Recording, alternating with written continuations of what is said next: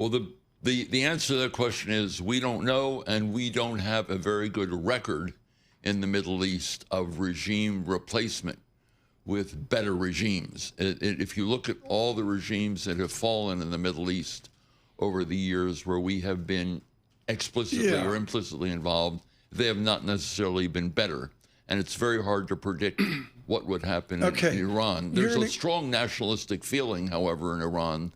And there are a lot of people who may not support the regime, but believe Iran should have a nuclear power capability. And those people are going to still be in the game. We're going to have Robert Hormats with us, and we're going to come back with Ambassador Hormats here with all the news flow we've got. Again, we welcome you across the country.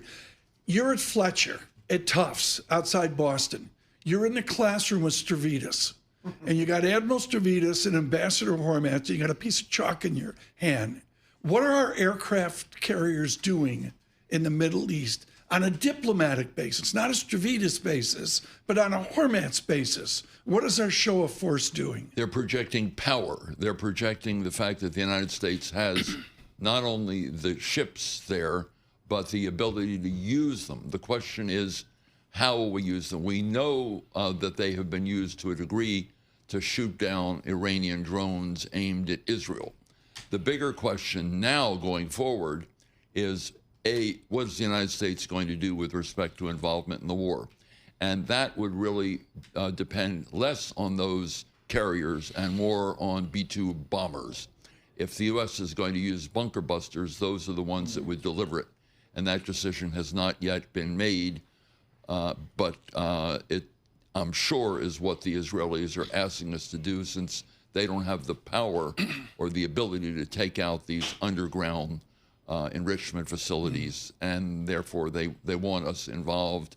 And Trump, of course, seems to be reluctant to do that, although of late seemingly a little less reluctant. Regime change, is that something that's even on the table? Do you think are the Iranian people in a position to even consider that? At the moment, the Iranian people are, but they do not want foreigners to be the ones to do it. There's a history in Iran of foreigners intervening with respect, say, to Mossadegh. They still remember that the United States was involved in the overthrow of Mossadegh and bringing back the Shah, the new Shah, or the old Shah now. And they do not like the idea of foreign intervention. So they're very proud people. As you pointed out, they're an old 3,000-plus-year-old empire, and regime change induced by... We have no template here, Ambassador, do we? We have no template. We have no ability to change the regime, and the Iranians would resist that if Israel did it or the United States did it.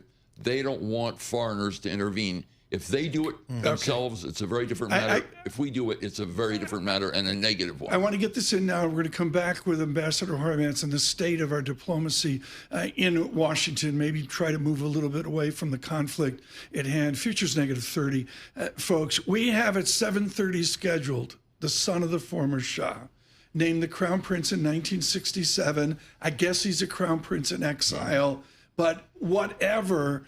The family is gone, but is the remains there of a middle class, not a people that would seek out some form of aristocracy, but would westernize their government? I see no evidence of that. Well, I think a lot of younger people would like to see a more westernized government.